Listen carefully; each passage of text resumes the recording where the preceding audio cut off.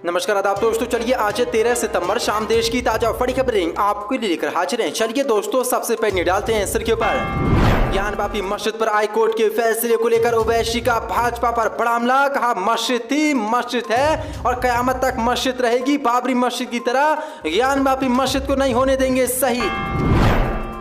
BJP नेता नुपुर शर्मा के बाद अब हिंदूवादी नेता को मिली सर कलम करने की धमकी। कहा तू बहुत से हिंदू संगठनों के लिए काम करता है, तेरा भी सर करेंगे सर तन से जुदा। भाजपा में मचा हड़कंप। ज्ञानवापी मस्जिद पर हाई कोर्ट के फैसले पर बोले बीजेपी सांसद सुब्रमण्यम स्वामी, मुस्लिम पक्ष हाई कोर्ट में भी हारेगा। नीतीश कुमार को लगा बड़ा झटका। दमन और दीव में जेडीयू की पूरी पार्टी भाजपा में हुई शामिल। कांग्रेस ने भाजपा पर बोला बड़ा हमला। कहा भाजपा के लोग ये समझ लें अगर वो आक्रामक होंगे तो हम डबल आक्रामक होंगे। भगवाधारी गुंडों को लग सकता है बड़ा झटका। क्लास के अंदर हिजाब पहनने की मांग 16 सितंबर तक पूरी हो सकती है। सुप्रीम कोर्ट में सुनवाई जल्द, सुप्रीम कोर्ट सुना सकता है फैसला। राहुल गांधी ने एक बार फिर मोदी पर बोला बड़ा हमला। कहा हिंसा और नफरत के दम पर चुनाव तो जीत सकते हैं, लेकिन इसके दम पर और कुछ नहीं कर सकते। तो दोस्तों, सभी खबरों को एक एक कर विस्तार से आपको बताने वाले हैं। वीडियो को दिल से लाइक कर चैनल को सब्सक्राइब जरूर कर लें। इसी के साथ पहले बड़ी की मनकालिकेशन ज्ञानवापी मस्जिद पर हाई कोर्ट के फैसले को लेकर ओवैसी का बड़ा बयान। कहा मस्जिद थी, मस्जिद है, कयामत तक मस्जिद रहेगी। बाबरी मस्जिद की तरह नहीं होने देंगे ज्ञानवापी मस्जिद को सही। चौंसा पदें। ज्ञानवापी मस्जिद विवाद पर आए जिला कोर्ट के आदेश पर असदुद्दीन ओवैसी ने आज भाजपा पर बड़ा हमला बोला है। ओवैसी ने वाराणसी कोर्ट के आदेश पर चिंता जताते हुए कहा कि इस तरह के फैसले से 1991 के वर्षिप एक्ट का मतलब ही खत्म हो जाता है। ओवैसी ने कहा कि ज्ञानवापी मस्जिद का केस बाबरी मस्जिद के रास्ते पर जाता दिखाई दे रहा है। ऐसे में तो देश 80-90 के दशक में वापस चला जाएगा।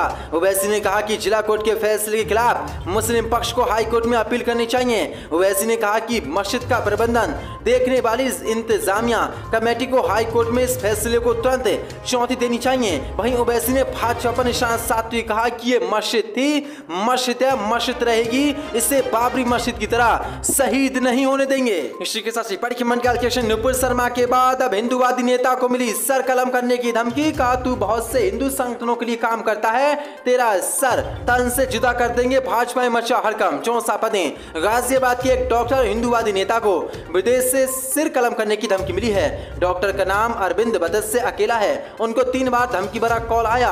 गाजियाबाद पुलिस ने मुकदमा दर्ज कर इस मामले की जांच शुरू कर दी है। दरअसल आपको बता दें, लोहिया नगर की अंबेडकर कॉलोनी के रहने वाले डॉक्टर अरविंद अकेला ने बताया कि उनका लोहिया नगर चौकी के पास क्लिनिक है, जहां वह करीब 24 साल से प्रैक्टिस कर रहे हैं। दरअसल आपको बता दें, अरविंद हिंदू संगठन से भी जुड़े हैं। वह हिंदू स्वाभिमान मंच के यूपी और बिहार के प्रभारी हैं। डॉक्टर अरविंद का कहना है कि 1 सितंबर की रात को उनके नंबर पर अनजान नंबर से 2 बार व्हाट्सएप कॉल आई, तब वह सो रहे थे, लिहाजा कॉल रिसीव नहीं कर सके। देर रात उन्होंने मिस कॉल देखी, जिसके बाद मैंने नंबर लगाया, लेकिन उन्होंने कॉल रिसीव नहीं किया। जिसके बाद 2 सितंबर को उनके पास उसी नंबर से दोबारा व्हाट्सएप कॉल आई। कॉलर ने उनका नाम लेते हुए कहा कि तू बहुत से हिंदू संगठनों के लिए काम करता है, इसलिए तेरा सर तन से जुदा कर दिया जाएगा। लगातार तेरी रैकी की जा रही, कोई भी तुझे नहीं बचा सकता, अगर बचा सके तो बचा ले। जिसके बाद भाजपा में हड़कंप मच गया है। ज्ञानवापी मस्जिद पर आए कोर्ट के फैसले को लेकर बीजेपी सांसद सुब्रमण्यम स्वामी का बड़ा बयान। कहा मुस्लिम पक्ष हाई कोर्ट में भी हारेगा। चौंसा पदें। वाराणसी की अदालत ने ज्ञानवापी मस्जिद मामले में मुस्लिम पक्ष की याचिका को खारिज करते हुए कहा कि सुनवाई जारी रहेगी। अब इसी को लेकर बीजेपी सांसद सुब्रमण्यम स्वामी ने कहा कि अभी लड़ाई बाकी है। उन्होंने कहा कि मुस्लिम पक्ष हाई कोर्ट में भी हारेगा।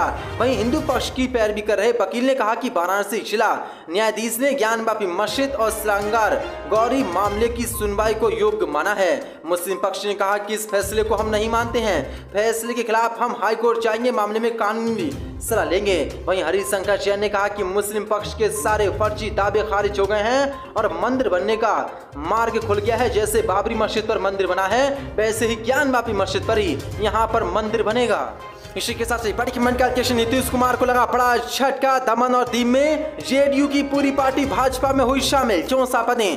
भारतीय जनता पार्टी ने बिहार के मुख्यमंत्री नीतीश कुमार को एक बार फिर से बड़ा झटका दिया है। दरअसल मणिपुर और अरुणाचल प्रदेश के बाद अब केंद्र शासित प्रदेश दमन और दीव में जेडीयू की पूरी पार्टी ही भाजपा में शामिल हो गई है। जेडीयू के नेताओं के बीजेपी में शामिल होने पर भाजपा ने कहा कि नीतीश कुमार ने बीजेपी का साथ छोड़कर भ्रष्टाचारी, परिवारवादी और बाहुबली का साथ दिया है। जिसके कारण दमन और दीव की पूरी यूनिट आज भाजपा में शामिल हो गई। जानकारी के अनुसार दमन और दीव में जेडीयू को छोड़कर भाजपा में शामिल होने वाले नेताओं में जेडीयू के 17 में से 15 जिला पंचायत सदस्य सहित पूरी पार्टी ही भाजपा में शामिल हो गई है, जिसके बाद नीतीश को ये बड़ा झटका भाजपा ने बिहार के बाद अरुणाचल प्रदेश के बाद आज दमन और दीव में दिया है। इसी के साथ बड़ी मन कैलकुलेशन कांग्रेस का भाजपा पर बड़ा हमला। कहा भाजपा के लोग ये समझ लें अगर वो आक्रामक होंगे तो हम डबल आक्रामक होंगे। 64 पदें। कांग्रेस ने भारत जोड़ो यात्रा की भाजपा द्वारा आलोचना किए जाने को लेकर सोमवार को 14 पलटवार किया है। कांग्रेस ने कहा कि ये यात्रा भाजपा के लिए चिंता बन गई है और अगर भाजपा इसके खिलाफ आक्रामक होगी तो वह डबल आक्रामक हो जाएगी। पार्टी महासचिव जयराम रमेश ने दावा किया कि इस यात्रा को जनता से मिले समर्थन से भाजपा घबरा गई है। उन्होंने संवाददाताओं से कहा कि मैंने पहले ही कहा था कि ये भारत जोड़ो यात्रा मन की बात नहीं होगी, ये जनता की चिंता होगी। मैंने ये कभी नहीं सोचा था कि ये जनता की चिंता के साथ भाजपा के लिए चिंता हो जाएगी। रमेश ने कहा कि जिस तरह भाजपा नेताओं के बयान सामने आ रहे हैं, झूठे व बेबुनियादी बयान आ रहे हैं, इनसे बिल्कुल साफ हो गया है कि भाजपा परेशानी में है, पीड़ित है। उससे पता चल रहा है कि भारत जोड़ो यात्रा को जनता की अच्छी प्रतिक्रिया मिल रही है। उन्होंने दावा किया कि भाजपा के वरिष्ठ नेताओं और घोटाले में फंसे कुछ कैबिनेट मंत्रियों से तो हम झूठ के सिवाय कुछ उम्मीद भी नहीं कर सकते। हिंदूवादी संगठनों को लग सकता है बड़ा झटका। क्लास के अंदर हिजाब पहनने की मांग 16 सितंबर तक पूरी हो सकती है। सुप्रीम कोर्ट की सुनवाई जल्द सुना सकता है सुप्रीम कोर्ट फैसला। 64 पदें। कर्नाटक से शुरू हुआ हिजाब विवाद का मामला लगातार सुर्खियों में बना हुआ है। इससे संबंधित याचिकाओं पर शीर्ष अदालत में सुनवाई की जा रही है। कल भी इस मामले में सुनवाई हुई। इस दौरान न्यायमूर्ति हेमंत गुप्ता ने 16 सितंबर तक इसकी सुनवाई पूरी करने के संकेत दिए हैं। कर्नाटक के स्कूल कॉलेज में हिजाब की इजाजत मांगने वाली याचिकाओं पर 14 सितंबर तक दलील पूरी करने के लिए कहा गया है। कर्नाटक के हिजाब मामले से संबंधित याचिकाओं की सुनवाई करने के दौरान सोमवार को शीर्ष अदालत ने कर्नाटक की भाजपा सरकार से भी इस मामले में अपना पक्ष रखने को कहा है। शीर्ष अदालत ने राज्य सरकार को जवाब दायर करने के लिए भी 2 दिन का वक्त दिया है। इससे पहले कर्नाटक हिजाब केस की सुनवाई 8 सितंबर को की गई थी। अब जल्द ही कर्नाटक विवाद जो हिजाब का, लड़कियों को, मुस्लिम लड़कियों को हिजाब नहीं पहनने दिया जाता क्लासरूम में, उस पर सुप्रीम कोर्ट 16 सितंबर को फैसला सुना सकता है। राहुल गांधी का एक बार फिर मोदी पर बड़ा हमला। कहा हिंसा और नफरत से चुनाव जीते जा सकते हैं लेकिन इसके दम पर और कुछ नहीं कर सकते। 64 में कांग्रेस के पूर्व अध्यक्ष राहुल गांधी के नेतृत्व में भारत जोड़ो यात्रा का केरल में सोमवार यानी कि कल दूसरा दिन था। इस दौरान राहुल गांधी ने मोदी पर जोरदार हमला बोलते हुए भाजपा पर निशाना साधा। राहुल गांधी ने कहा कि आज हिंसा और नफरत के दम पर चुनाव तो जीते जा सकते हैं लेकिन देश के लिए हिंसा और नफरत के दम पर कुछ नहीं कर सकते।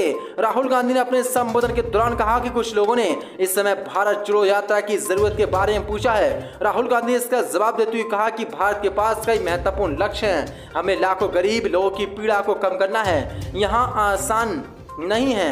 राहुल गांधी ने आगे कहा कि अगर भारत बांटा हुआ है, क्रोधित है, अपने लिए घृणित भरा हुआ है तो ऐसी स्थिति में उन महत्वपूर्ण लक्ष्य को पाना संभव नहीं हो सकता। इसी के साथ पार्टी के मन कैलकुलेशन सीएम ममता का बीजेपी पर निशाना। कहा एक पार्टी जो दिल्ली से शासन करती है वह केवल बीजेपी। 64 पदें। पश्चिम बंगाल की मुख्यमंत्री ममता बनर्जी ने सोमवार को आरोप लगाया कि वह कुछ राजनीतिक दल उनकी सरकार की उपलब्धियों की उपेक्षा करते हुए केवल राज्य की नकारात्मक छवि बनाने की कोशिश कर रहे हैं। साथ ही उन्होंने कहा कि मीडिया का एक वर्ग चुनिंदा सूचनाएं देकर इनका प्रचार करता रहता है। सीएम ममता ने उत्कृष्ट बांग्ला योजना के लाभार्थियों को नियुक्ति पत्र के वितरण कार्यक्रम के दौरान कहा कि आलोचक उनकी सरकार द्वारा कौशल विकास और MSME में किए गए कदमों की उपेक्षा करता है जो 1 करोड़ से अधिक लोगों को रोजगार देता है। इस योजना का उद्देश्य युवाओं को कौशल आधारित प्रशिक्षण प्रदान करना, उन्हें उद्योग के लिए तैयार करना है। ममता ने कहा कि 2020-21 में कोविड-19 महामारी के दौरान देश में रोजगार दर में 45% की कमी आई लेकिन बंगाल उस समय 40% अधिक रोजगार पैदा करने में सक्षम था। उन्होंने परोक्ष रूप से भारतीय जनता पार्टी पर कटाक्ष करते हुए कहा कि हम आम आदमी पार्टी को चोट पहुंचाने वाले व्यवधानों की अनुमति नहीं देते हैं। एक पार्टी जो दिल्ली में बैठकर शासन करती है वह केवल व्यवधान चाहती है और वो सिर्फ भाजपा है। इसी के साथ पार्टी की मन कैलकुलेशन भारत जोड़ो यात्रा के 7 दिन की शुरुआत। तिरुवनंतपुरम के कन्यापुरम में उमड़ी लोगों का जनसैलाब। 64 पदें। राहुल गांधी की भारत जोड़ो यात्रा के 7 दिन की शुरुआत आज तिरुवनंतपुरम के कन्यापुरम से की है। इस दौरान लोगों की काफी भीड़ भी उमड़ी। इस पद यात्रा की तस्वीर भी सामने आई है। इस तस्वीर राहुल गांधी अपने नेताओं के अलावा आम लोगों के साथ भी चलते दिख रहे हैं। यात्रियों को सादगी पूर्ण तरीके से रहने के लिए कहा गया है। मालूम हो कि भारत जोड़ो यात्रा शनिवार को केरल पहुंची थी। ये यात्रा 19 दिनों में राज्य के 7 जिलों से होते हुए 1 अक्टूबर को कर्नाटक पहुंचेगी। बता दें कि राहुल गांधी के साथ 3 तरह के यात्री पदयात्रा कर रहे हैं। करीब 120 भारतीय यात्री जो कन्याकुमारी से कश्मीर तक 3500 किलोमीटर की यात्रा करेंगे। साथ ही जिस राज्य से यात्रा गुजर रही है उस प्रदेश के 100 प्रदेश यात्री साथ चल रहे हैं चलेंगे। ऐसे में केरल में प्रवेश करने के साथ तमिलनाडु के 100 प्रदेश के यात्रियों की जगह केरल के प्रदेश यात्री ने ले ली है।